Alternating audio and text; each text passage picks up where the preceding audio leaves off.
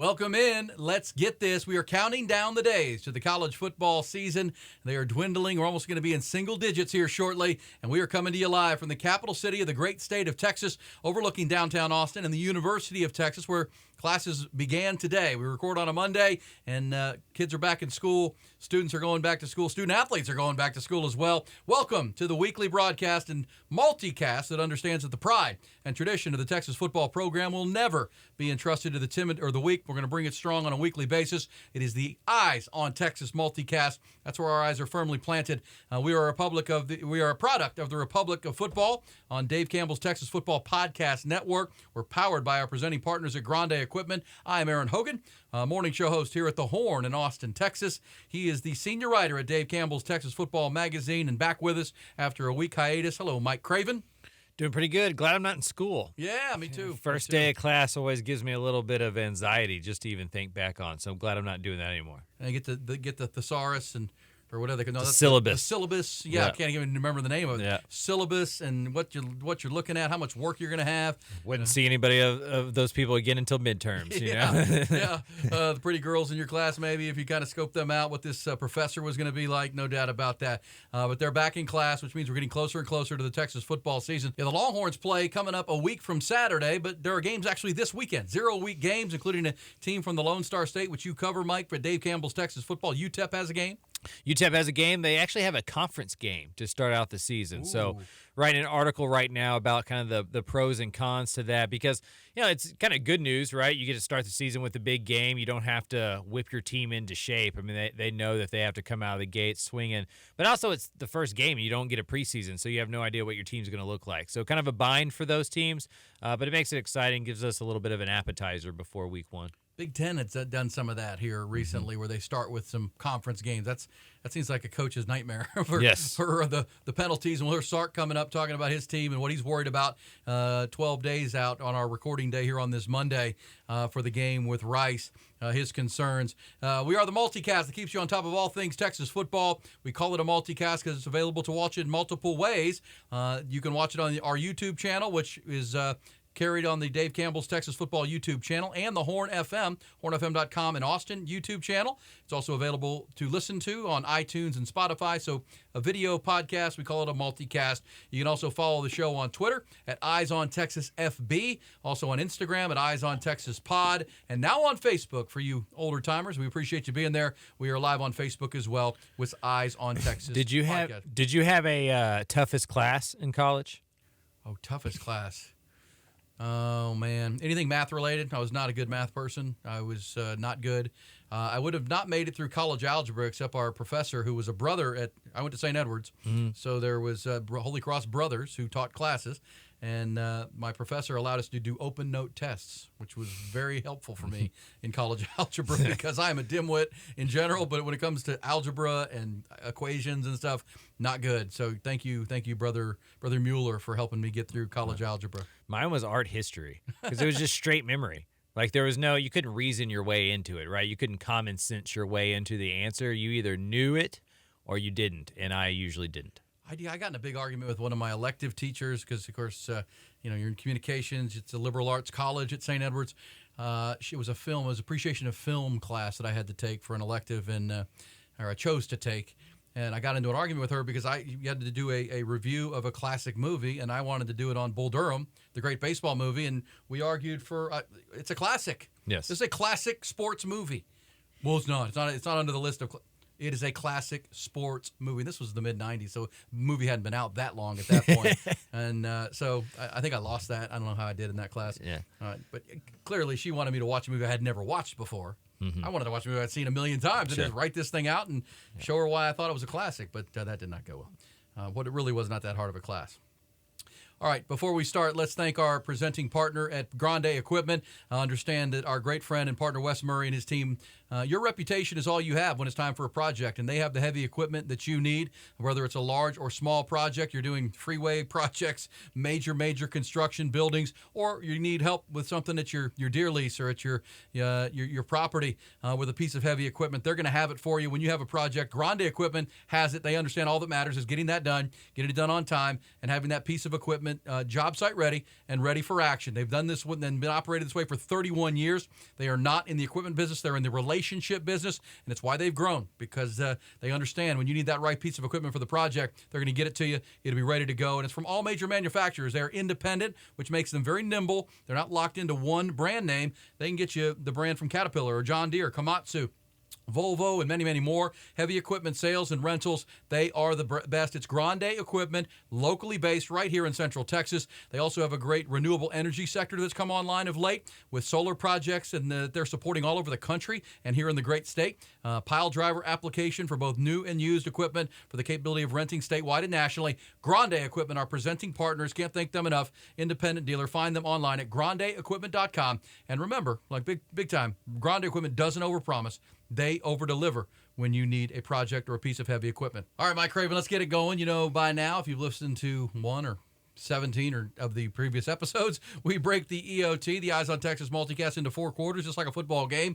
Coming up in our second quarter, we'll deep dive, rabbit hole into the Texas football scrimmage that happened this past Saturday. Steve Sarkisian called it a depth chart defining scrimmage.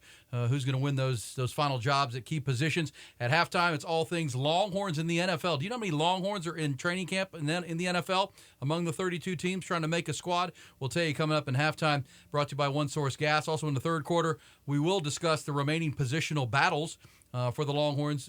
Is there a little legitimate debate at backup quarterback? Arch Manning's having a great camp. Maalik Murphy, who would be the quarterback that runs out there if something were to happen to Quinn Ewers, who is the established starter. In our fourth quarter, it's our final 4 big debates closing in on the college football season. But let's kick it off with our first quarter, presented by the TexasMortgageGuy.com. Our man Carlos Carrion, we'll tell you about him coming up. But we'll start with the breaking news, Mike. AP All-American preseason teams released today. Xavier Worthy and Kelvin Banks make second-team All-American. I know you've seen these by now. Anything that stood out to you that was right, wrong, or indifferent? Yeah, I mean, I think that's about right. Xavier Worthy's going to have a big breakout or bounce back season. I think he'll be closer to his freshman production than the inconsistencies last year. And then Kelvin Banks is a future top 15 pick in the NFL, so he's going to be considered up there. I think Jalen Ford probably has a little bit of a beef being left off of those ones. But, I think those 2 guys that made it were deserving for sure. I think so, too. Caleb Williams, your first-team quarterback. Obviously, Blake Corum, the Michigan running back, behind that great Michigan offensive line, who's got Zach Zinter as a preseason All-American. Out of the Big 12, Cooper Beebe. Cooper Beebe is on the first team on the offensive line at guard. He's one of the best in the country, without a doubt. But no big surprises. Marvin Harrison Jr. at wide receiver. Rome Odunze from Washington, who the Longhorns saw in the Alamo Bowl. He's really good. Ohio State has 2 preseason first-team All-Americans because Emeka Egbuka. How do I say this? Egbuka. I can't. Egbuka. Say it again, Owen. Egbuka. Egbuka. Egbuka. I don't know. I get the D and the B and the G. Egbuka. Egbuka. Egbuka. Yes. Thank you, Nolan. But they're really good. So really good receivers at Ohio State. You can edit that, Griffin. Thank you very much. That's what you're here for. Yeah. Also, preseason All-American Travis Hunter, the Colorado do-everything former 5-star who went to Jackson State, now has followed Deion Sanders. Those are some interesting names on that. As far as the first-team defense, you mentioned no Jalen Ford on either side, either of the teams. Cincinnati defensive lineman Dante Corleone with the best name. Yeah. He is on the list. Of course, he's in the Big 12 now, which is interesting to see. And, a couple Georgia Bulldogs, as you would imagine. But no DeMarvion Overshone, Xavier Worthy, Kelvin Banks. Proved it over 2 years. Kelvin Banks for sure last year. They make your All-American squads. But, again, we're getting close, Michael, to where the talking season doesn't matter anymore. They're going to play actual games. I'm pretty excited about that. I mean, like this Saturday, I've said goodbye to my family and to my friends, and it's time to go back to work. I actually, people think I love the summer the most. I hate the summer because I have no structure. At least the season. Yeah, the season kind of gives me back, the regular schedule I'm used to. UTEP plays on Saturday, as we talked about, kind of in the pre thing there. So excited to have it back, excited to be done talking about it, and excited to see how wrong I was about a lot of things that I said, because that we don't, black and white, man. yeah, right, and we don't know anything, you know, and so we all get to throw it. Luckily, nobody keeps track of our records like they do the actual teams on the field, or we'd be in a lot of trouble probably. Well, on this show, we'll keep records, right? You know what I'm saying? It's fun. No. That's why we are not timid or afraid of the timid of the week. That's what we do. But there's your All-American team. It's out. Preseason All-American polls out. Coaches polls out. Time to play some football and find out really how good these teams are, who are the best squads. But let's start with the Longhorns. We focus on all things Longhorns here on the Eyes on Texas multicast. And let's start with Steve Sarkisian. He, right on great timing on a Monday, had a press availability this morning to discuss what went on Saturday, which is that depth chart defining scrimmage that they had. Also, the practice this morning as they counted down. Essentially said camp's over. Camp is over for the Longhorns. We'll hear him talk about that coming up. They're going to start to build for the first game. Classes are back, as we said. He started, though, with prayer sent out to Bill Little, the legendary sports information director at the University of Texas since 1968.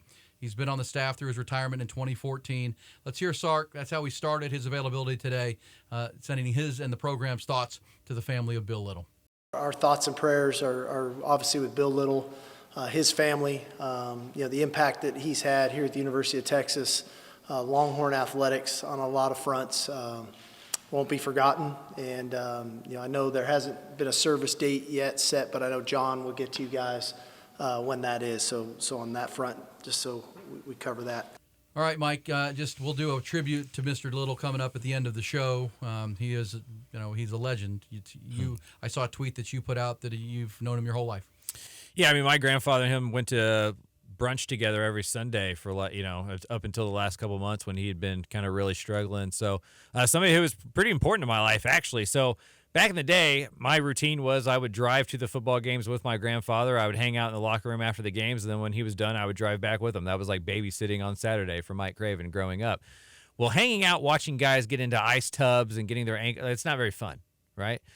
So I just follow around Bill Little to all the press releases. I would just go sit in the team room and listen to Kirk Bowles ask questions to people and stuff. And so following around Mr. Bill, as I called him, was a pretty formative part of my childhood, and one of the reasons that I kind of fell in love with reporting, because I got to go watch it kind of through his eyes. So him and John Bianco, I kind of bugged a lot coming up. And, I knew it was coming. He had been kind of, of poor health.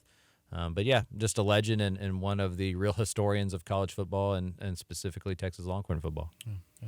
Because on his passing, if you wanted to write a story about him, you would want to call Bill Little and say, hey, Bill, right, how do I put this in perspective? Give me some history. Is this correct? Yeah. But he's not there, and that's his impact that he had. No one loved the University of Texas more than Bill Little. Also, his voice, we'll hear him coming up at the end with our tribute, a tribute that he did for Darrell Royal, not symbiotically when Darrell Royal's passing and what he meant to the University of Texas.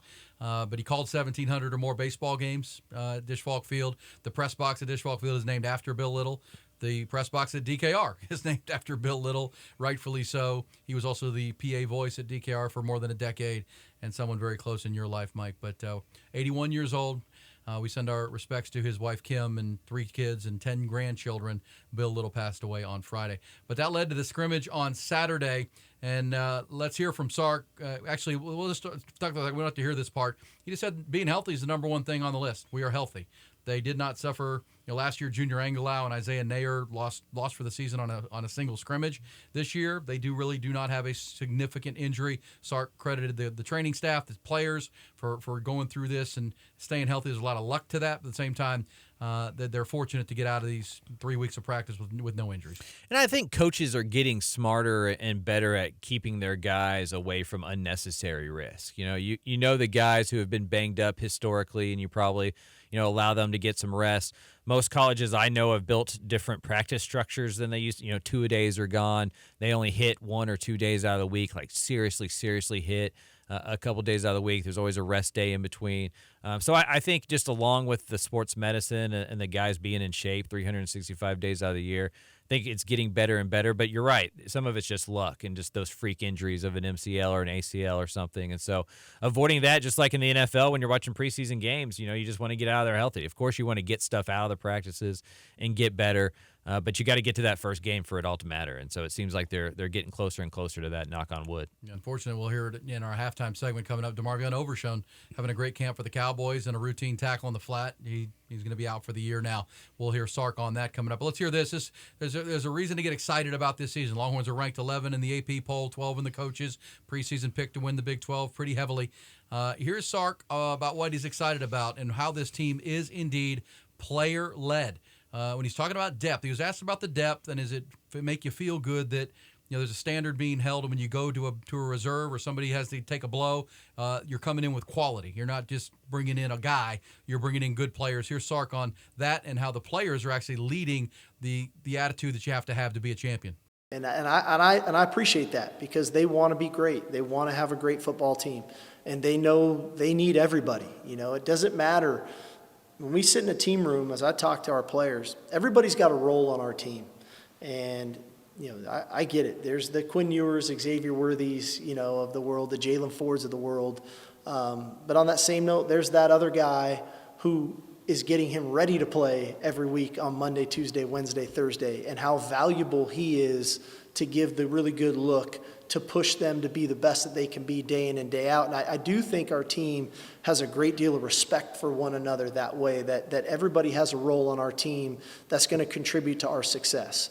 And when you can understand your role and everybody can appreciate your role, and then you can do maximum effort in your role, man, that's when you have something pretty special. And so I would say the majority of our team really understands that aspect. Mike, thoughts? I mean, you've heard this player-led. Sark, as they've pretty much wrapped up training camp, saying the same, that our guys are playing for one another. They understand it's a all-in deal if they're going to win the Big 12. Yeah, I mean, I heard that there's some leadership behind the scenes that maybe there hasn't been over the last decade or so. Just because guys are getting developed, they've been around long enough to earn that respect from those guys coming in. Like, those guys coming in have seen them play really well, and so there's that instant respect there, the chops on the wall. What I also hear is there's depth, and there's people pushing people at practice. He talked about how he couldn't tell the difference between the ones and the twos a lot of times during the scrimmage because the depth is better. And so, when the backup guard can push your starting defensive tackle or your backup corner can really make Xavier Worthy work, you're getting back to those days I talk to Babers about all the time, about how, back then you went to practice and that was the show. I mean, that was more important than the games on Saturday because you're probably playing people that were better on Saturday or during practice than you were during the game. I think Texas is getting back to that, and that's a testament to the depth and the recruiting and what they've been able to develop. Agreed. Even Rod Babers, who I do the morning show with now on the Horn, said that, there's probably 3, 4 teams, 5 teams in the country where practices are tougher than the game. Texas trying to get to that. I mean, you're talking Georgia, Alabama, Ohio State, maybe Michigan right now. That's the depth, and I think they're getting there. Sark was also asked today, we'll get into, by the way, those positional battles and right guard, linebacker, corner, maybe even backup quarterback. But let's hear Sark on a more of a macro level, talking about concerns now that you're 12 days out and just over a week out to the game, and camp is over. It's about preparation. Here's Sark on concerns he has with about 12 days to go. As you build towards the first game, penalties are always the concern. You get into a game, and those are things that you can stub your toe, right? And it's the pre and post snap penalties that are concerning, right? The self-inflicted wounds, as I like to call them, right? The false starts, the jump off sides, the illegal procedures. The late hits, you're overly aggressive, right? And those are some of the things early in the season that can get you. Naturally, there's some position groups where, I don't want to say I'm worried because we're talented, but at some point by the end of this week, I've got to make that call, right? And that's part of being the coach, of saying, okay, who's going to be the first guy or first guys that jog out there, and then how are we going to rotate these people to maximize the depth that we do have on our team. All right, Mike, Steve Sarkisian, penalties, special teams, tighten the screws. You got 12 days to get there. Those are things where you feel like everything's good, then all of a sudden you're behind the chains because of a penalty, pre-snap mess, and you got to really drill on those things. Coaches want to control every variable in the world, but you can't control those. Those are the things you can't know. I mean, a field goal kicker can make 100 out of 100 on a Wednesday, but if he goes 1 for 3 on Saturday, stinks. And same with they may play clean on Tuesday, but on Saturday there's a couple holding calls, and all of a sudden that's the difference between a win and a loss. And Texas knows that better than any team because those small margins of what's separated this team from being really, really good from being average. I mean, they're 17-6-2 in the first half under Sark. So they've played really good football. They just haven't been able to finish. Those little things that he's talking about are going to be the difference between 11-1, 10-2, or 7-5, 8-4. Playing on the margins, right? Playing in the margins. How do you handle those situations? Down and distance, third down, red zone. Making kicks, making coaching decisions where you take some points when they're there and not leave points on the field. That will decide football games. It always has, always will, and human beings play the game. So a guy had a great day on a Wednesday, can have a bad day on a Saturday, no doubt about that. Last one in our first quarter, and it's Sark talking about another reason to be excited. If you hear him talk about player-led and our guys are holding each other accountable, everybody understands their role. Wide receiver depth has been a common theme here, Mike, since we started this Eyes on Texas multicast with the additions of Isaiah Nair, back from injury, A.D. Mitchell through the transfer portal, and then, Jonte Cook, a five-star receiver in the recruiting ranks to go with Xavier Worthy and Jordan Whittington, Jatavion Sanders.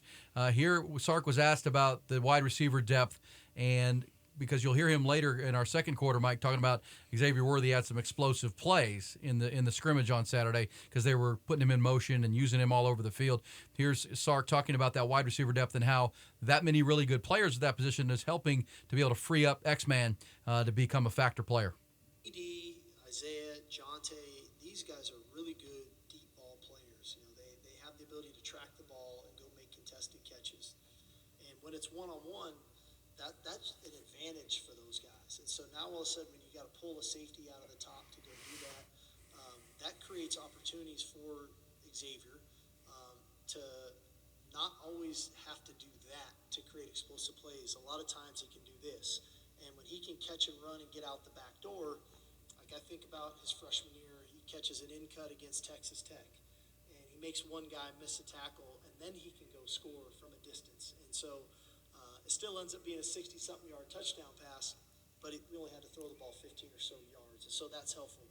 But it also doesn't help them. He caught two deep balls Saturday because, again, all the attention can't just be on him, and you have to worry about other people on the field now.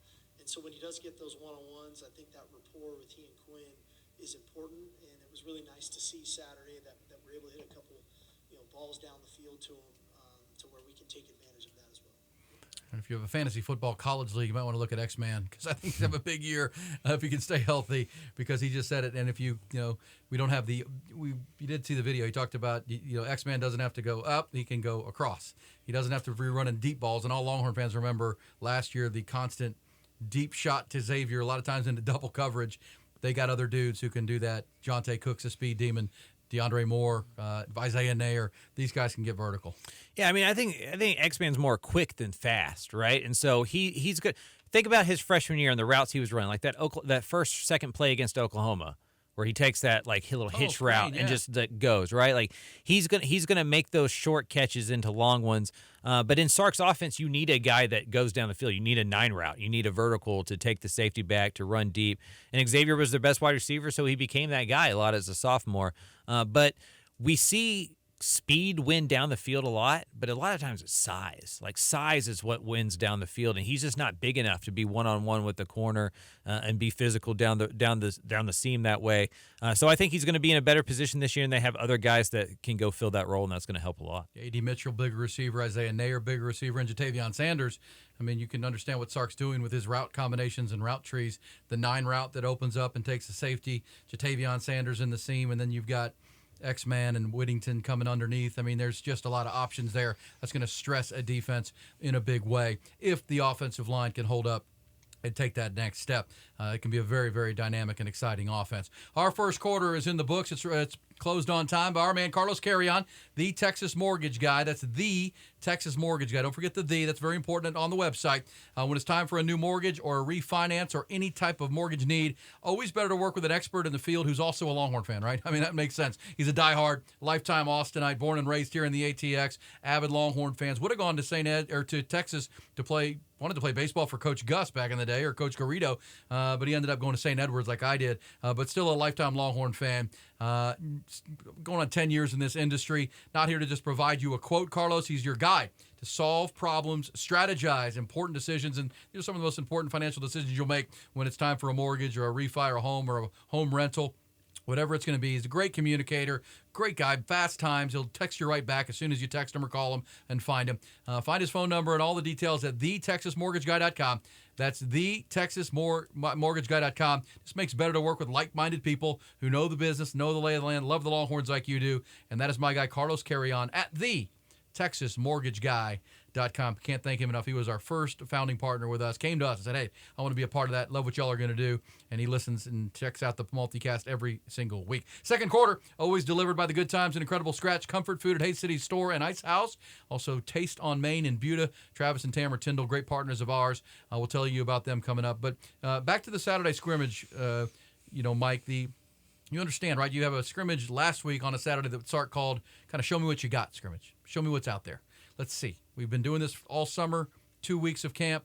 Let's see it. This was a week to really, as he said, drill down. And let's see who's going to earn these jobs, who's going to make the plays we need to make, who's going to be making things happen in critical moments. And, these are important times. And when you got competition like the Longhorns seem to have, put up or shut up time when it comes time to making that depth chart, ones versus twos versus threes. Yeah, a lot of times coaches use that as kind of a mock week, get everybody a chance to feel what a game week's gonna look like 2 weeks out, and so really important for not only because you give those guys truth serum, and 90% of their roster they know exactly how it's gonna lay out. Right. But there's still that 10% where you're trying to figure out it, and showing up on a scrimmage. I know it can be silly when you have like 15, 16 other practices. But it's as close to a game as you can get. And sometimes you need to see a guy in live fire in a different way than you see him just going through one-on-one drills or just, inside hole or something. So a really big deal, and I'd imagine some guys earned some starting spots and some guys lost some on Saturday. Yeah, well, we'll talk about those exact positional battles and who did well, but let's get the big picture.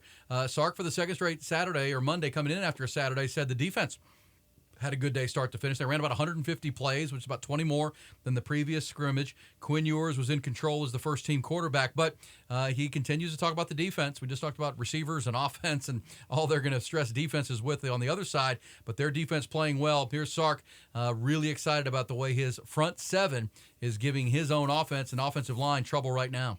That the run game and red zone stops started up front. I thought the line of scrimmage, our front seven is playing a really good brand of football right now. I was proud of that. And some of the guys that stood out up front, because I don't get to talk about everybody all the time. I thought Tavondre Sweat probably had his best day Saturday. And when he plays like that, we're a lot better. Because he's very difficult to block. I thought Leonga Lafau has really made a lot of strides from spring ball through the first 10 days or so of training camp, and had a really good scrimmage Saturday. I thought Ethan Burke had a really nice scrimmage. Both edges kind of getting solidified now, and I feel really good about those first three guys with Sorrell, Justice, and Burke, and what those guys can do. I thought Gavin Holmes had a really good week, and the week turned out to he had a really good scrimmage, and so that was a positive. And then the two guys that have been mainstays up front that have been kind of solidifying their spots and what they're doing. Obviously, Alfred Collins and Byron Murphy again, and so that front is tough. They're big, they're physical, they're athletic. They're playing really well together, and I think a lot of that stems from Jalen, just his communication up there at the line of scrimmage and getting everybody tied together. So that was good. All right, front seven, and we've talked about that a lot on our multicast here to this point, Mike. I mean, gosh. Alfred Collins continues to get mentioned every time. And if Alfred Collins is going to play like that and becomes one of your foundational good players next to Byron Murphy, you're going to be pretty dang good. And if Tavondre Sweat does his thing, this is a really good rotation on the defensive line. It's going to keep people off of Jalen Ford and the linebackers behind him, and it's going to make the job easier, the whole defense. I mean, Bo Davis is doing a heck of a job, because they just lost 2 NFL draft picks on the interior of their defensive line, and it may be the strength of the team again. Just from that soundbite and just from what guys are saying behind the scenes. If Alfred Collins is one of your top 5 best defensive players on this team, Texas is winning Big 12 title. Yeah. Like you're right about he that. I mean, that's because you know what you're going to get from those other two dudes. And if he becomes a real all-conference type player and starts reaching his ceiling, the way we saw Keontae Coburn and Moro Ajomo do kind of in their last year on campus under Bo Davis, then all of a sudden that's a dynamic group up front that nobody in the Big 12 can really match. And then, also on top of that, you add in an Ethan Burke, emerging as a real pass rusher on the opposite edge of Barron Sorrell. I mean, all of a sudden, that's on paper is something that the Big 12 just can't match up with. Yeah. Ethan Burke, Justice Finkley, all guys, and sometimes Anthony Hill coming off the edge where they need him to be. That is, again, if you start up front, and they've actually had times when they go to their jumbo package where Alfred Collins is playing a defensive end spot with Sweat, Myron Murphy, and Barron Sorrells. That's a heavy package, but that's pretty dynamic. Those are some Sunday players on that group right there. If Alfred Collins is going to play how he is. As for the offense, Sark just said he was not pleased with the consistency. They had some big plays. You heard him earlier talk about Xavier Worthy down the field, but too many drops. This is not something he wanted to talk about, but he said we've been so good in camp catching the football. We had too many balls on the ground in this scrimmage. But he also singled out the young receivers, Jonte Cook, DeAndre Moore, Ryan Niblett, that these guys are having really good camps, and he really exposed. And I heard this. I talked to someone who was at this same scrimmage a year ago and was at this same scrimmage this year and said Quinn Ewers looked light years different. Like last year, he left the scrimmage thinking Hudson Card's probably the better quarterback right now. And Hudson Card didn't get the start. Quinn Ewers, they put up with the lumps and all that went on. But he said Quinn is clearly the quarterback. He's clearly the QB1 and light years different from what he was 1 year ago. Yeah, I mean, and that's the biggest key to this whole thing. I mean, Quinn Ewers taken the step from like good with a lot of potential to, first, second team all Big 12 type performance all of a sudden. This Texas offense is unlocked because there's no other question marks. Like, we may question who the number one running back is, but I don't think we question that Texas is going to be able to run the football. Yeah. And so no matter who becomes that guy or if it's just all 2 or 3, 4 guys or whatever, but Quinn Ewers becoming a consistent dominant force that on paper he can become, all of a sudden, it's kind of like Alfred Collins on the defense, right? It just unlocks everybody around you to the point where the rest of the teams in the Big 12 can't keep up with that level of talent if the quarterback's not messing it up. Sark also talked about tightening the screws now, as we heard him earlier, working on the details. He's not ready to firm up that depth chart just yet in a couple of spots, but we all will hear him. They will before, they're going to have hard conversations with some guys. In our third quarter, we'll hear Sark talking about the tough calls of, you're the one and you're the two. We're not going to have a lot of ors on our depth chart. It's going to be the one and the two, and you've earned that spot, but still not ready to get there yet. This week, you said the mock week. This is going to be the mock week for Texas where they're going to shut down camp. They're going back to class, and that's how it's going to be come football season. So this will be the week where they're going to try to treat it like a game week and do the things exactly like they would do as far as time goes, doing class, doing your tutoring, getting your treatment in, but also getting ready for a mock game this coming Saturday. It won't be a scrimmage. It's really going to be a walkthrough. They're really going to be get up, get there to game time, all the stuff that it's going to be. Following week, obviously, they play the Rice Owls a week from Saturday. Also, he talked about how tackling's been good. There's been tackling epidemics at times here in Austin. Sark did single out and said, you know what, tackling's been really good.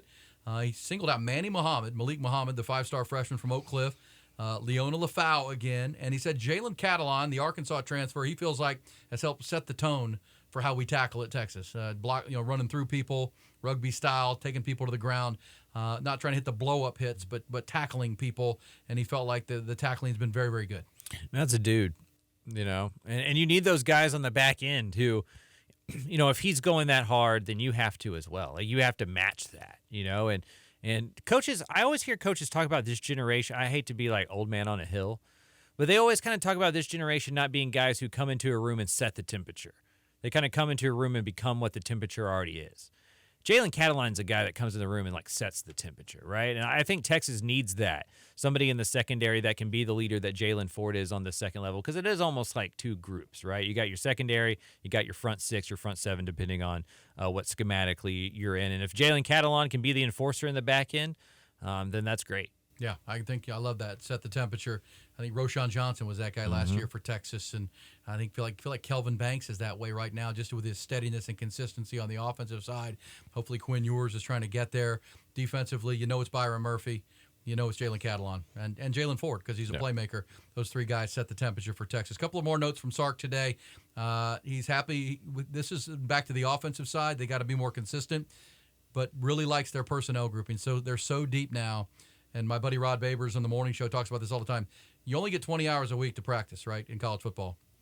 The more different personnel groupings you can show a team and they have to prepare for during the week, they have the less time they have to practice on all those things.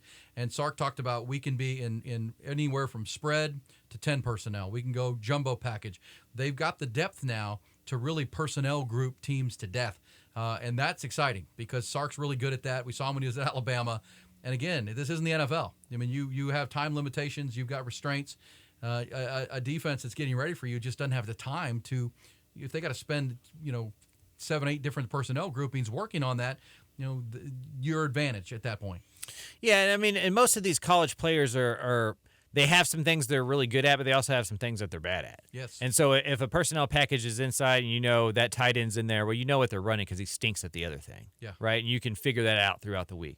Well, with guys like Jatavian Sanders, with guys like Jordan Whittington, with that kind of fluidity and just the ability to do so many different things, where you're not tipping your hand with your personnel package. And so that gives Sark a big advantage, and that's why those Swiss Army knife tight ends and slot receivers are so important. And the positionless football we talk about so much, because a lot of times defensive coordinators know what they're doing based on who's in the huddle, or not, I guess not in the huddle anymore, but who's out on the field, right? But with Texas, the same 11 guys can be on the field and they can line up 6 different ways, and that's just something that most college programs just can't do because the guys on their team can't do that many roles. Agreed. All right, that's our second quarter of action here on the Eyes on Texas multicast. It's brought to you by Hayes City Store, which I know it's been hot, but they're open for business. I've been out there while it's been 107 degrees, and you get in that inside with the air conditioning or on the ice house on the patio watching your favorite games and what's going on. They've got the misters and the fans blowing. It's still very comfortable, and it's all about that Scratch Texas comfort food that is quickly becoming famous throughout the Hill Country and all through South and Southwest Austin. Hayes City Store, Scratch comfort food, including wood-fire pizzas, the house ground burgers, the best chicken fried steak and chicken fried chicken you will have. Truck stop enchiladas are phenomenal. They have over 53 beers on tap and so much more. 8989 FM 150 in Driftwood, Texas. Hayes City Store and the Ice House on the outside to watch your sports. Live music 6 nights a week on the stage under the canopy of oak trees. Find the complete mouthwatering menu online at HayesCityStoreTX.com. That's HayesCityStoreTX.com, and follow their Facebook page. You'll find out all the live music and when they're cranking that up. Also want you to check out Taste on Main in Buda. Travis and Tamara Tyndall also own that great new restaurant right on Main Street in downtown Buda. A little higher end. If you don't want to go downtown for a great steakhouse or oysters or some great seafood, you can do it right in South Austin, right down there just south of Weird in Buda, Texas at Taste on Main Street. It is awesome. All right, halftime on the Eyes on Texas multicast each and every week. It is delivered with just the right pressure by One Source Gas, your one-stop shop in Central Texas and throughout the greater Central Texas area, San Antonio included. For all gas products, One Source Leader is your Texas compressed gas leader, and they bring you halftime. As we've said throughout our first 16 or 17 episodes, during the season, we'll actually have a guest in our halftime segment, a recorded guest with a lifetime Longhorn who is doing something new or playing in the NFL, depending on the day and depending on the episode of the multicast. But right now in our halftime, brought to you by One Source Gas, it's an update on how the 41 Texas Longhorns are doing in NFL training camps. Let's try to think that number would surprise a lot of people. There are 41 former Longhorns starring out and balling out in the NFL right now.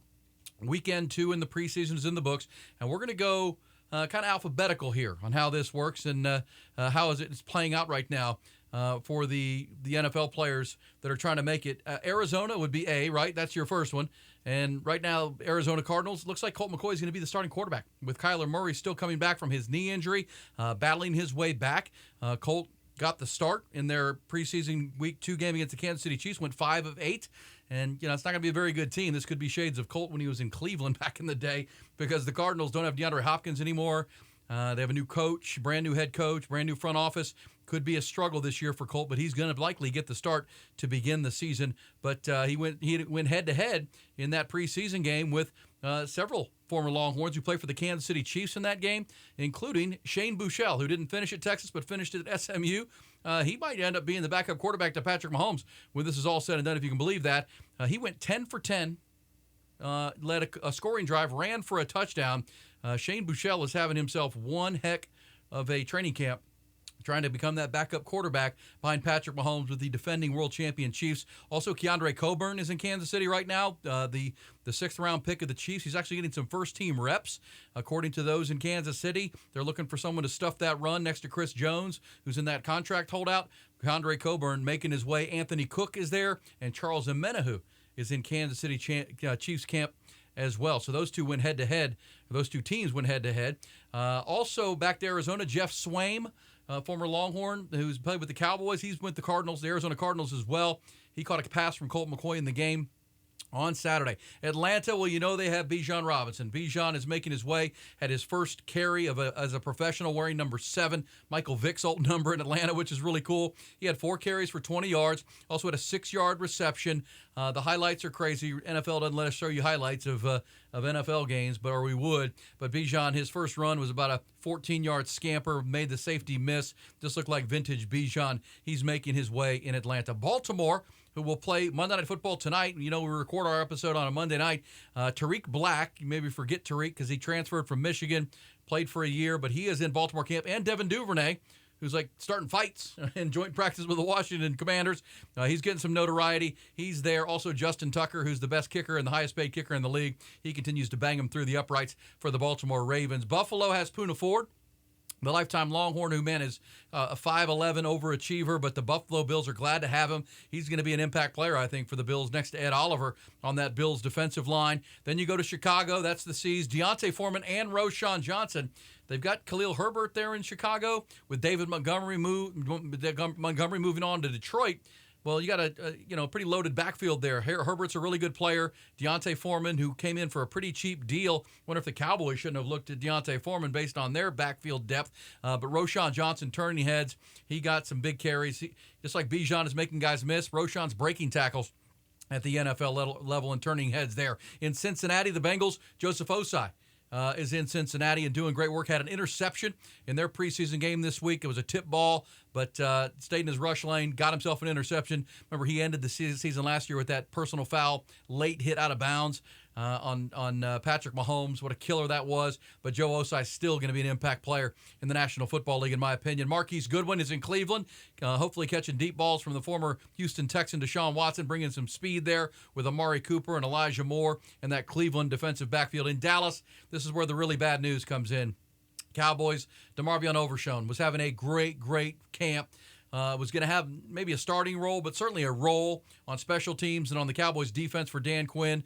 Let's hear from Steve Sarkisian, the Longhorn head coach, today at his availability. He did talk to Dan Quinn, and you'll hear him talk about how he talked to Dan Quinn last week and was raving about Demo, and then did talk to DeMarvion Overshown. Just heartbreaking for a rookie who was really making his way for the Dallas Cowboys. I did. I reached out to him yesterday, and he responded right back. It's a real bummer.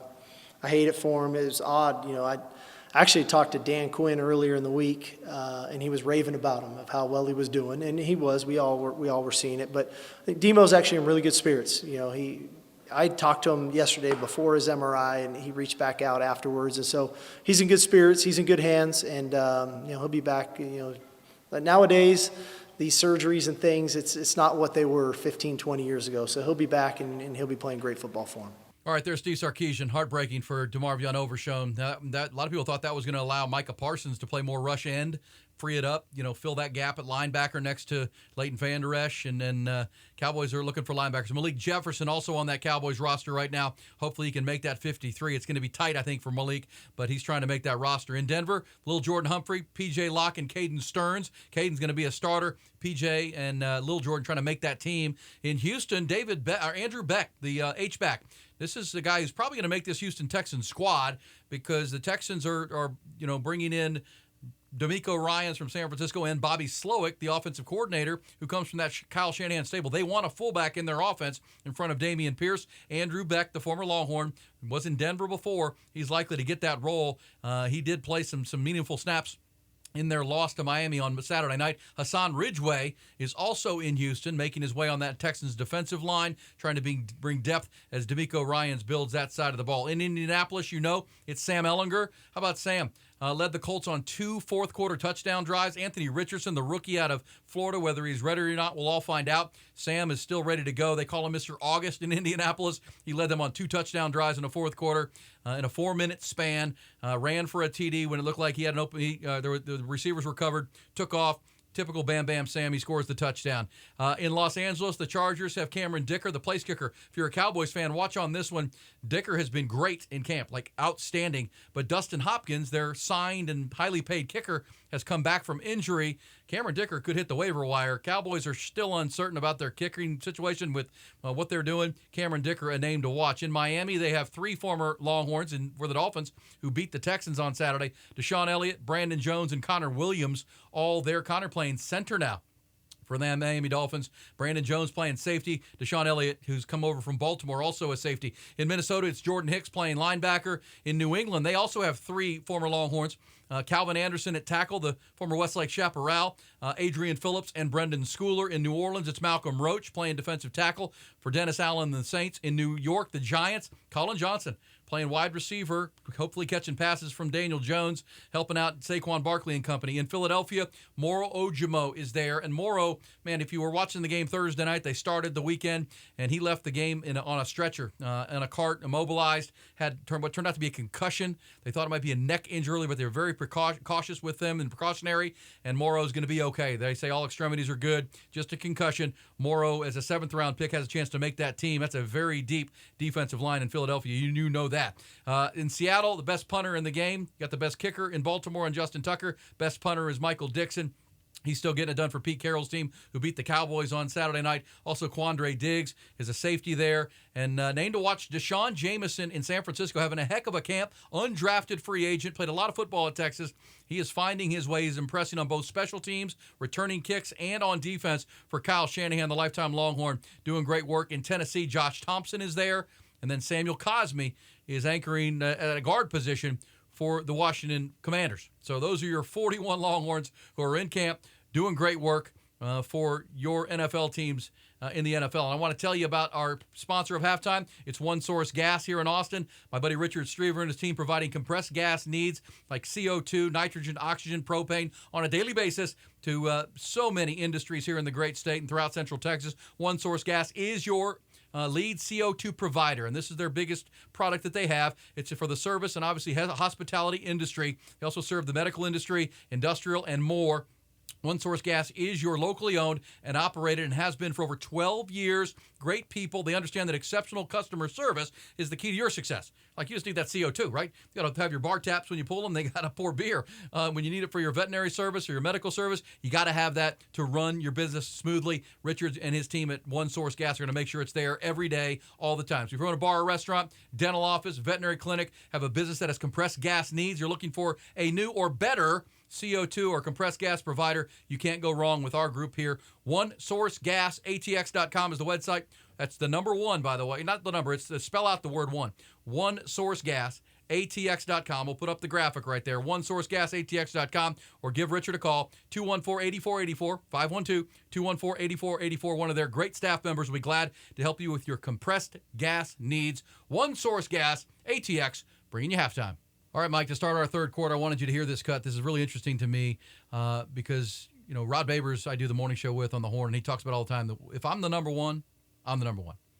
If I win the job, I want to see it on paper, and I'm on the field unless I get hurt. I'm not coming off the field. That's my job. And Sark was asked about this, that we said earlier in our second quarter, he's not ready to make the tough calls and announce them right yet, but he will. They're going to have a depth chart, and they're going to have guys who are your starting right guard, backup right guard, starting linebacker, starting corner. And Sark was asked, you know, what about those conversations, those hard conversations to have with people that you're not the 1, you're not the 2, you're actually playing 3. Here's Steve Sarkisian with a pretty pragmatic way to look at it. Real life, you know, and I think that's why we've created an environment here where honesty works, you know, and being transparent works. And, you know, I don't think by the time we put a depth chart to the team and when we explain to them in their position meeting who's going to go with the 1s and who's with the 2s and so on and so forth, there's not going to be a lot of surprises, you know, because we're very upfront with our players on a regular basis. And so We're constantly trying to improve them. We're constantly trying to give them the things we'd like for them to work on. We're constantly trying to show living examples of players that do it right and what that looks like and why that's how we want it. And we point out times when we don't do it right. And so that everybody gets a real sense and a feel of what we're looking for and how we try to get it done. So in the end, nobody likes to not hear that they're not going to be a frontline starter, but as long as they know what they're working on and how they can earn more playing time, I think that's fair, because I think that we've been fair all the way through. All right, you said that, Mike, a minute ago. The guys kind of know who's been getting first-team reps, who's been earning that spot, and is this going to be the end of the conversation? But they know for the most part. But there could be some tight battles. Which ones are you most looking at for the Longhorns when it comes down to those? I think there's 22 guys in the starting lineup, offense and defense. I think we probably know 19, maybe 20 of them at this point. Which ones do you think are going to come down to the wire here?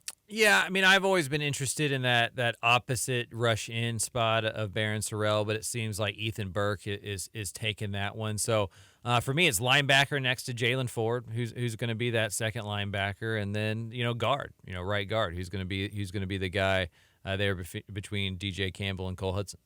Absolutely, I agree with you. And boy, the reward is DJ Campbell's he maybe started the game on Saturday, the scrimmage, and he's just a road grader. You saw him in Arlington Martin High School. Big man. Yeah, and if you want to be a power running team and you don't have Bijan and Roshan anymore, so you got to open some power lanes. Cole Hudson may not have played last year if Junior Engelau hadn't gotten hurt. He might have been that guy, but he was kind of pressed into action and did an admirable job. But if DJ Campbell has got the higher upside and he's blasting holes, and he's going to help Jonathan Brooks and C.J. Baxter run the football when teams know they want to run the football. I mean, that's the thing about this team. They want to move people when they don't want to be moved, right? When they know the run is coming, because that sets up play action. Maybe it's DJ Campbell. Maybe there's some wiggle room at left guard where Hayden Connor struggled in pass pro at times last year, but that's the good thing on the offensive line. Kyle Flood has said, and we've played it here on the multicast, he's never had all 5 returning starters and 3, maybe 4 other guys who have played football at a high level. And he's been coaching offensive line for 30 years. Yeah, I mean, it's a huge luxury, and it's the reason that I'm so bullish on Texas being the Big 12 favorite is they have a group of guys up there that if Hayden Connor goes down, you still feel really good about this offensive line. I mean, if anybody other than Kelvin Banks goes down, maybe Jake Majors goes down, you feel pretty good about what this offensive line is going to be. And yeah, I think it's just the thing that separates Texas from all these other Big 12 teams is their ability to roll offensive linemen in, and they're not beholden to just losing a guy and it being back to square one. I think Kelvin Banks is a guy they can't lose, but other than that, they'll be able to survive any of that stuff. And along the way, you're going to lose 1 or 2 of those guys. Yeah, just is. And maybe it's for a quarter and a half game, maybe game or 2. But you feel pretty good about that on that offensive line. That'll be interesting. Is it DJ Campbell? Is it Cole Hudson? Because a lot of people just assume it's Cole because Cole started last year. Also wanted to hear this. You mentioned one of the key ones, and that's the linebacker position next to Jalen Ford, the preseason defensive player of the year in the Big 12 Conference. Sark not ready to announce that, but was asked about how that competition has gone. David, he's very intentional with his approach to what he does. He's had a really good offseason, winter, spring ball, summer. He's such an intense human that everything he does is full speed. He goes, and sometimes we almost want him to tempo it a little bit, right? But so that he definitely brings that level of intensity and energy to the game. Mo, obviously a very versatile guy, and the fact that with a safety background, he has the ability to cover. He has the ability. I think he's a good blitzer. He's a violent player. When he goes, and he's violent at the point of contact. So definitely positives there. I think from Anthony's perspective, what he doesn't know, he kind of makes up for with instincts. He definitely has good instincts for the game. He might not be right, but gets his hand on a ball. It might not be the exact rush we're trying to get, but he finds his way to get to the quarterback. And so his instincts kick in. So everybody's got strengths. Everybody's got things that we're going to continue to work on. But I envision, at some way, shape, or form, all those guys will be on the field for us. There's one of the key positional battles, maybe 1 or 2 that the Longhorns have out of their starting 11 on offense and 11 on defense. Linebacker next to Jalen Ford. And as we've talked about a little bit, sometimes when you're playing in Alabama, Mike, especially with a new offensive coordinator, an idea, maybe K-State, maybe Texas Tech even, you may want some 3 linebacker sets, right? You may want to go heavy because you got a run-based team. Iowa State will line up in tight ends. So is it Benda along with Anthony Hill? So you could see some 3 linebackers. I think you're mostly going to see nickel. But at the end there, you heard him talk about Anthony Hill. Talent and instincts, that's a good place to start. Yeah, when I listen to that, I hear Anthony Hill's a starting linebacker by like week 5, week 6, right? Like as he starts to figure it out, that upside and that ability just to make, like once he takes the first step in the right direction, there's no stopping him, right? Like right now he's making up for probably taking some false steps. As soon as he figures out, he's going to be really, really good. But like with the offensive line, I mean, it's nice to have some depth. It's nice to have some guys. You're going to get beat up there. You're going to get banged up at linebacker. It's a very violent position. And you're playing so many different styles of offenses. It's nice to have some counters with you know, like you said, you're going up against a power team. Well, maybe you bring in a bigger linebacker. You're going against more of a spread team. Now you bring in Blackwell, and you can have a former safety out there who can also cover. So they have some options, and you got some young guys beyond Anthony Hill as well that are only going to grow into those positions as the year goes on. And I think that position is going to look different by week 6 than it does in week 1. Maybe like running back, too. Yeah. Running back could be the spot with C.J. Baxter. Thoughts? Because you were out last week, Mike, on assignment with Dave Campbell's Texas football. Colin Simmons, because last year the best defensive player in the state was Anthony Hill, and now he's already making an impact in high school football. This year it's Colin Simmons, who's about to start his senior year at Duncanville High. He chose Texas. I think we talked a lot about him. It's official. He's coming to Texas. I mean, obviously a huge, huge get. Maybe the best pass rusher or defensive end that the Longhorns have recruited since, gosh, as far as ranking goes, Corey Redding way back in 2000. Yeah, maybe Jackson Jeffcoat, who was really far up there. But, yeah, I mean, Galena Park North Shore versus Duncanville are events. And there's 25 to 30 Division I football players on the field at any given time. And most people who tuned into that game last year could tell you who the best player was within 5 minutes, and it was Colin Simmons. Like he was that disruptive. He was that good against a really good offensive line. He's a talented player, and he's another Dallas win for Texas up against LSU, up against A&M, up against Alabama, up against all the best of the best, right? Like Colin Simmons had his pick of teams. And so Texas is dominating in Dallas right now, playing or doing really well on the recruiting trail. And if you're looking on the roster, there's stars at every single position. The one where there might not be is just rush defensive end, just straight get after the quarterback defensive end. Colin Simmons is a guy who from day one on campus is going to be an immediate impact player. A lot of comps to him. We'll see where he goes. He reminds me of Will Anderson, watching Will Anderson with the Texans. That's kind of his body type and just the kind of suddenness in which he plays with, the ferocity in which he plays Sergio with. Kindle's a guy like Kindle, who reminds Von me Miller of. back in the day at DeSoto with that bend and the ability to put 22 and a half sacks against really good 6A competition. They play a big-time schedule at Duncanville. And to have that many tackles for loss and quarterback sacks, quarterback hurries. He lived in the backfield. Unblockable. And another thing about Simmons is he's one of those, there's a few guys in every single recruiting class that are sticky. And I think I've talked about this on the show before. B.J. Foster was that kind of guy. Caden Stearns was that kind of guy. Sam Ellinger was that kind of guy. Where as soon as you're committed, Arch Manning seemed to be that kind of dude. As soon as you're committed, now other guys want to come play with you. Colin Simmons is one of those guys. Colin Simmons is one of those guys that's going to help Texas land 3 or 4 dudes down the stretch that may have been 50-50 otherwise. Yeah, and Kobe Black, a 5-star corner out of Waco is a name you're hearing. A 5-star defensive lineman from Louisiana, McKinley, is one you're already hearing them talk about. A 5-star receiver from St. Louis. So, yeah, sticky's a great word for it. And I'd also say for Texas fans, because we still hear from some on our morning show that, man, I wish now with the Big 12's additions and wonder if they should have just stayed in the Big 12. Colin Simmons is not coming to Texas if the Longhorns are not moving to the SEC next year. Not happening. I don't think Anthony Hill would have come. I don't know if Arch Manning would have come. When you think about the Arch Manning definitely would have come. That's an SEC family. Right. The move to the SEC was about the dollars, but it was also about this. Yeah. You have the ability to recruit the best players who want to play in the best conference. Colin Simmons, Anthony Hill, Arch Manning, and many, many more. And so if you're fearful of the SEC, then this is the kind of players you have to get if you're going to compete at that level and be in the SEC and be a winning program. They're getting them, and that's a good thing. All right, that's our third quarter. It's brought to you by Brain Vault. Again, more than just a mouth guard. I could say it's a mouthpiece because you wear them and you play contact sports, but Brain Vault is different. It's a revolutionary option for you. It optimally aligns your lower jaw position to strengthen your neck muscles and minimize concussive forces. It's been proven to work.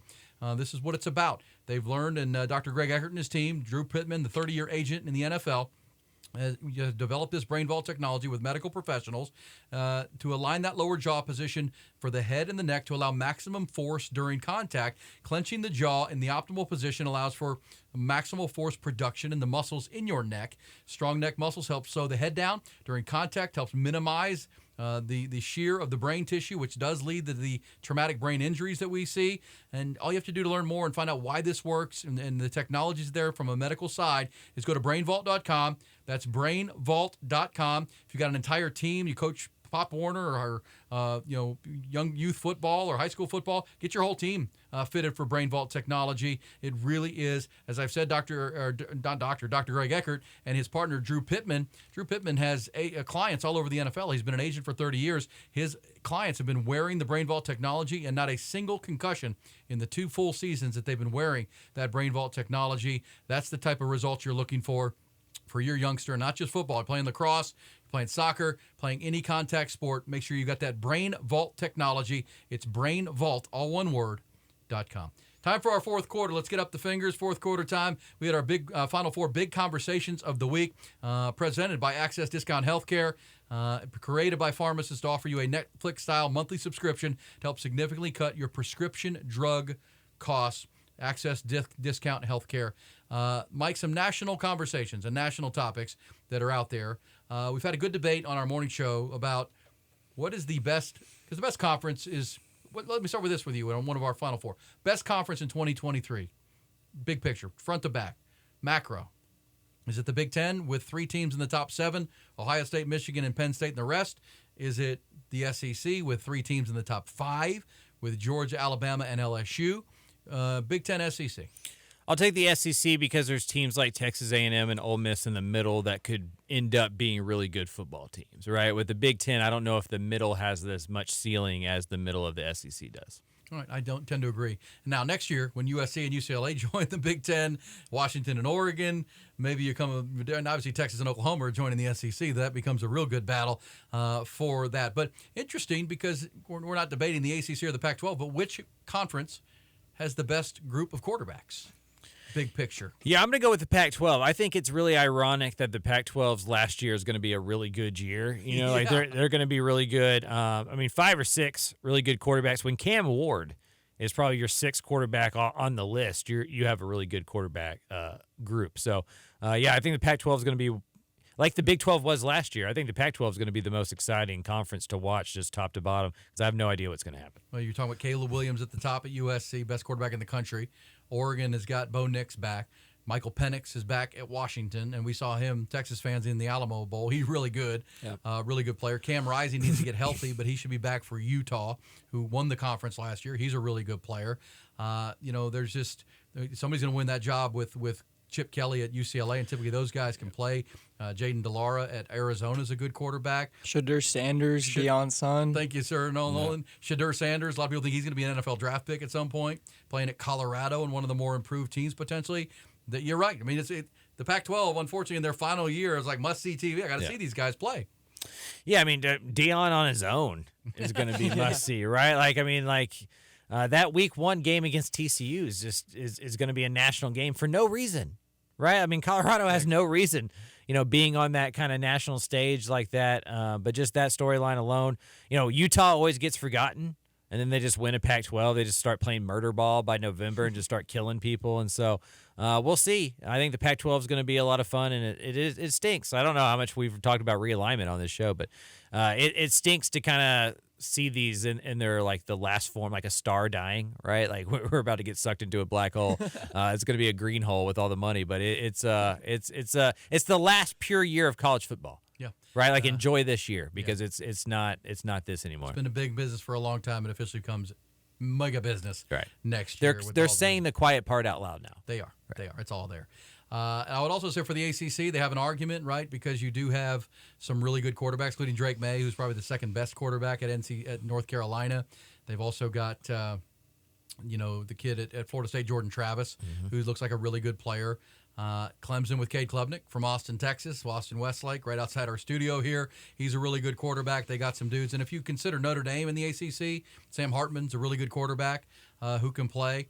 Miami's got the kid that's a pretty good player. So I think ACC's second. So they've got some good quarterback play going on. If you look at the SEC, who's the best returning quarterback? Carson Beck has won the job at Georgia. Alabama still hasn't chosen their quarterback yet, but Jalen Daniels at LSU is probably your best returning QB. And Spencer Sanders, who's going to win the job at Ole Miss, may be one of the more, veteran names playing quarterback in that conference. And, that tells you where the SEC is. Sneaky might be the Big 12 at number 2, right? I mean, Quinn Ewers, depending on if he reaches his ceiling. Will Howard, Tyler Shuck at Texas Tech was, a really good player at Oregon if he can stay healthy. Donovan Smith moved to Houston. Chandler Morris won that job over Max Duggan. And then got injured last year. And then, Blake Shapen at Baylor's a pretty good quarterback. And so there's some pretty good quarterbacks in the Big 12. And then below that level, I think the American is stacked at the quarterback position. Like Seth Hennigan at Memphis, Frank Harris, UTSA, Preston Stone, SMU, Tulane's quarterback is returning as well. And so Casey Thompson got named the starting quarterback for the Fighting Tom Hermans at FAU. Casey's still fighting. I think the American's going to be a fun one to watch the quarterback level as well. Because all those the transfer portal is making that fun because of guys like Casey Thompson, where it's like we know their name from the P5 level, and now we get to see them at the G5 level, and if they can really take that next step. It's awesome. All right, those are our big 4 questions to wrap up the fourth quarter. I'll wrap things up with our fourth quarter brought to you by our prescription drug platform. This is great stuff, folks. I promise you, it's access, discount healthcare. If you're spending way too much money on your prescription drugs on a monthly and yearly basis, I need to tell you about this. Once again, it's the prescription drug platform that has been created by pharmacists to bring you a Netflix-style situation for your prescriptions. You simply pay a small monthly fee to access the platform, and then all your prescriptions from there are free. Just like watching films and watching documentaries and series on Netflix. Once you pay the monthly fee, it's a month-to-month free situation, and it's month-to-month. It's canceled at any time. There's no long-term contracts, and subscriptions for an individual are $21.99 a month.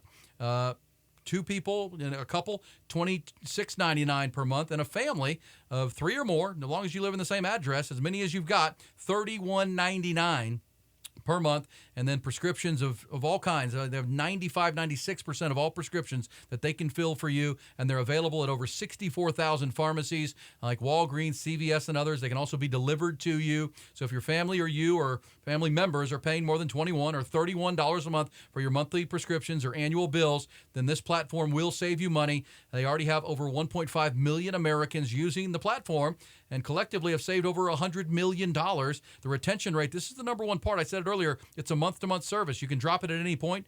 Retention rate, 98.5%. Once people are locked in on this and saving that money, they stay signed up. Consumers are telling you it works. It is not insurance. It's not a discount card. It's a platform, and all you have to do is go to yourfreerxdrugs.com. That's yourfreerxdrugs.com to sign up and learn more.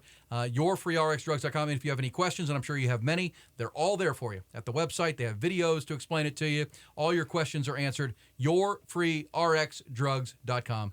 On our way out, no question here, a tribute to Bill Little. You had a great story that people don't know about you and your life. You kind of grew up. Your grandfather was your father in a lot of ways growing up, Mike Craven, and Bill Little was like a second grandfather to you at the Texas football facility. Thoughts and prayers to Bill. He passed away on Friday of natural causes after a long battle.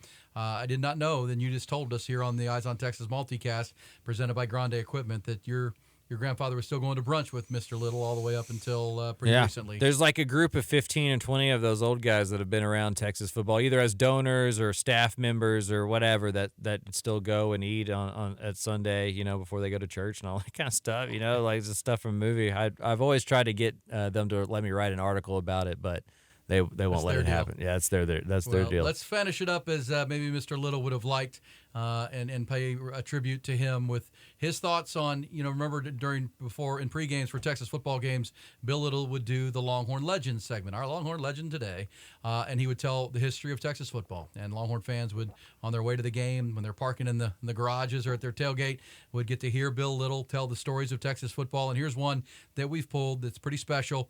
It's his recollection of Darrell Royal after Darrell Royal passed away and Coach Royal was no longer. Bill Little. We bid him adieu on our way to tribute him, Bill Little, on Coach Royal. He had come to Texas at the young age of 32. He had plans. He had dreams. His story is next.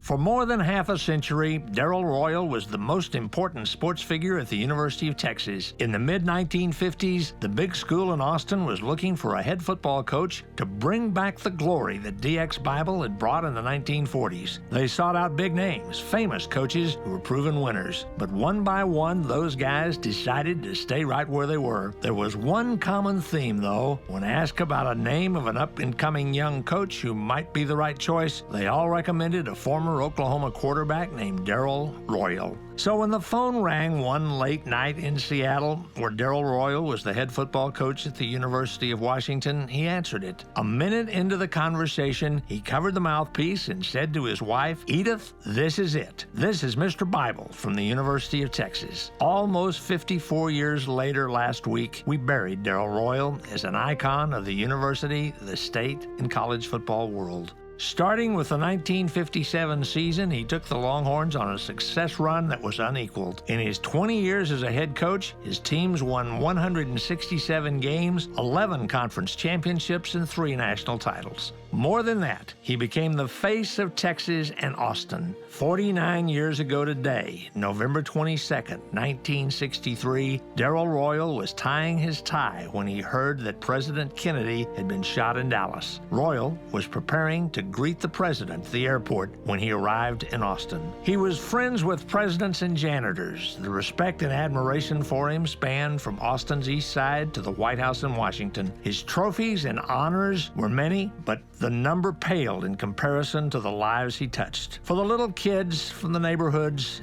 it was always a greeting of a 3-word name: Coach Darrell Royal. Never just Coach Royal, but Coach Darrell Royal. Perhaps that was because the children, who would grow old even as they honored him through all those years, felt a kinship. Royal, you see, never forgot his roots in the Depression-ravaged Dust Bowl days of his home in southwestern Oklahoma. He did, after all, in one of those Royalisms that he taught us, tell us to dance with who brung us.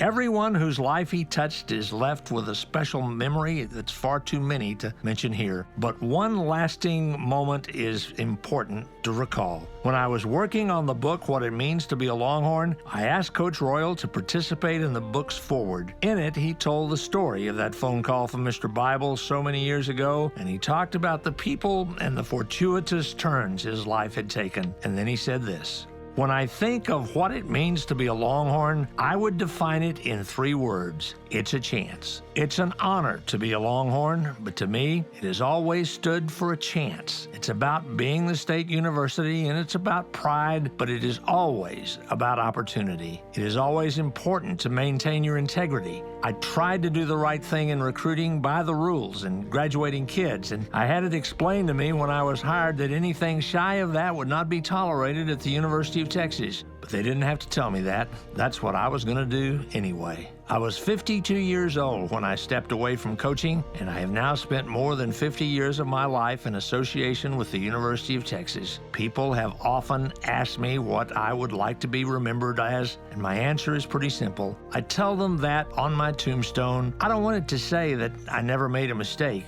I'd like it to say he meant well. And so shall it be for our legend, our Longhorn legend tonight. I'm Bill Little. Rest in peace, Mr. Little. That was wonderful and a wonderful tribute. And just like Darrell Royal said, you did it well. You did well, very, very well, all the way to your 81st year and since 1968 with that Longhorn athletic department. And that's going to put a bow and a wrap on another edition of the Eyes on Texas multicast. Michael, thanks for being back. And looks like you're in the house. So you had the summer where you were on assignment many times, but you're back and we're all in for the next 12, 13, 14 weeks. Yeah, like I said at the very beginning of the show, I told everybody goodbye. So we're doing this until December, maybe January, if this thing goes well for the Longhorns. That's right, maybe all the way to January, and we're looking forward to it. Once we get to the football games in a couple of weeks, we're going to have an extra podcast and a cast every week on Thursday to preview. Monday will be recorded with a lot of review of what went on. The Thursday we'll look forward to the upcoming game, and it'll go like that. We'll get into that routine, and we are looking forward to it. On the Eyes on Texas multicast, we are a product of the Republic of Football on Dave Campbell's Texas Football Podcast Network. We are powered by Grande Equipment. Equipment. We're also right there on the YouTube pages at hornfm.com and Dave Campbell's YouTube channel. I'm Aaron Hogan, morning show host at the Horn. Mike is the senior writer at Dave Campbell's Texas Football. Thank you again to our founding partners, thetexasmortgageguy.com, Hayes City Store and Ice House in Driftwood, One Source Gas, Dr. Greg Eckert and his Brain Vault Technology, and yourfreerxdrugs.com. And we are powered by our presenting sponsor at Grande Equipment. Find them online at grandeequipment.com. This is the multicast that keeps you on top of all things Texas football, available to watch weekly, as we said, on Dave Campbell's and the Horn and Austin YouTube pages, available for download through iTunes and Spotify, or wherever you find your favorite podcasts. Hook 'em Horns.